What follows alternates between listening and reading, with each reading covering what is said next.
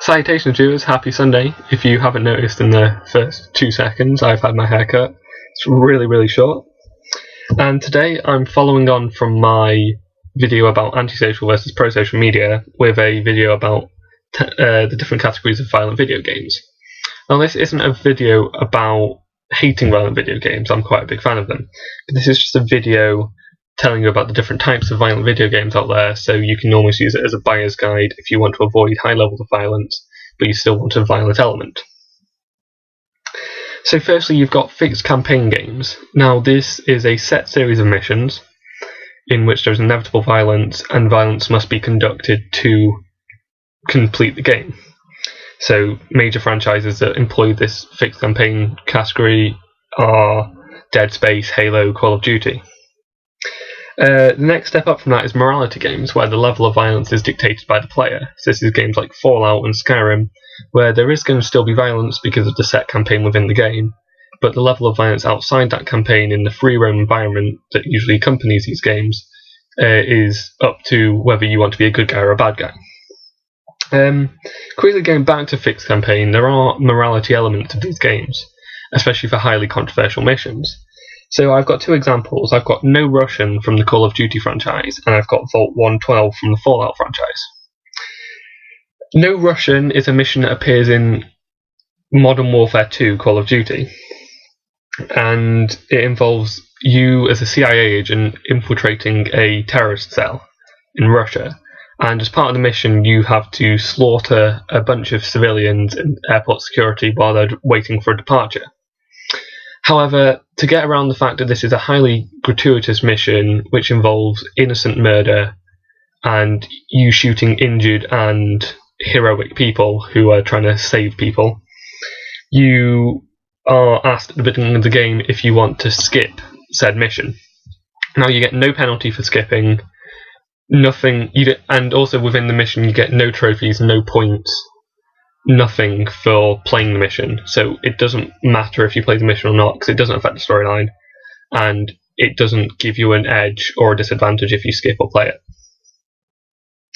Vault 112 is a similar scenario where you are trapped in a simulator and you're forced to enact the sadistic orders of the controller of the simulation, which it starts off medium. You have to make a little boy cry because you're playing as another small child, but it grows and grows and grows until you put on a slasher mask, grab a knife and kill everyone in the village. Now you can't skip that mission, but once you're in there is a hack. Well, it's not really a hack. There's an Easter egg where if you go to one of the houses in this little simulated village and type in the right code, you can destroy the simulator. And the interesting thing is that you get points. You get 500 points, XP points, if you do the mission or not. So if you go in and you do the mission as it is, you get 500 points. If you go in and you hack your way out and you break the simulator, you still get 500 points. So again, like No Russian, there's no advantage or disadvantage to playing or not playing the mission. So that's morality games and the morality elements of fixed campaign games.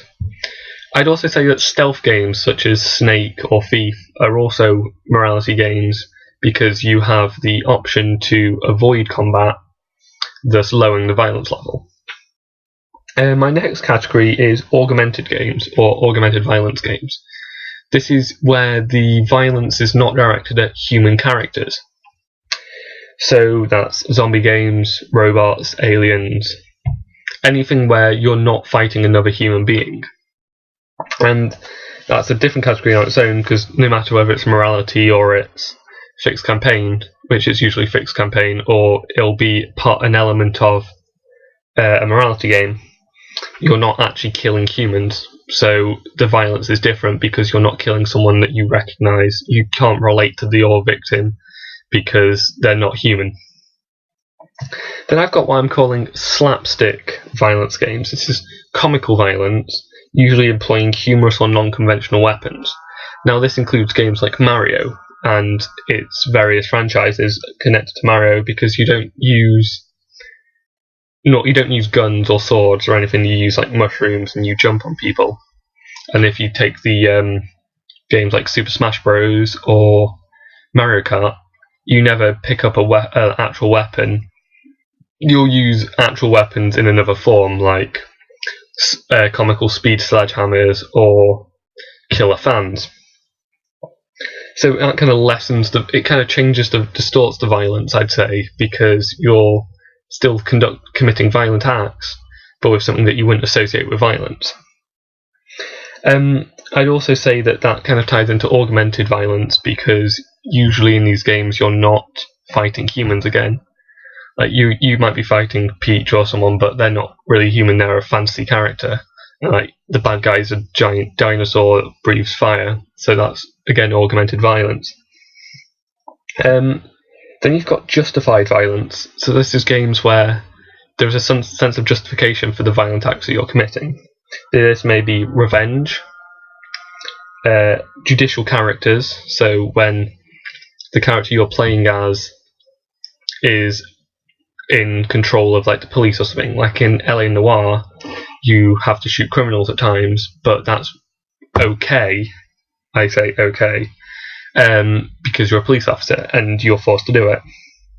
Also, I'm going to go back to zombies for a moment, because you could argue, some people may argue that zombies are in a state of torturous pain because they're zombies, so killing them puts them out of their misery, thus justifying the violence, because you're not doing it because you're violent, you're doing it because you can justify what you're doing.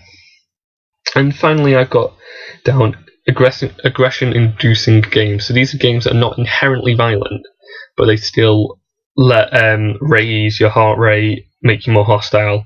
So this is like sports games, which causes secretion of adrenaline in your body. So it's almost like you're actually playing the games. This is stuff like FIFA and American football games like Madden. Basically anything really that's a sports game can be seen to increase aggression, because it releases the hormones that are associated with aggression in sport. So that's my categories of violent video games. If you have any more, please post in the comments. Big thank you to Avery for putting up with my little rambles on previous Skypes. Big thank you to my friends Rachel, Tom, Cyrus and Abby, who helped me compile this list. And a special thanks to Yogscast Hannah and Iquanelli Rose for providing me with some entertainment over the last few weeks, because I've been searching for some new video YouTube channels and I found your guys and they're really funny. So keep up the good work, guys. Avery will be back next week with a very informative video compared to this slightly more comical one. So have a good week, guys. Stay safe. Love you all.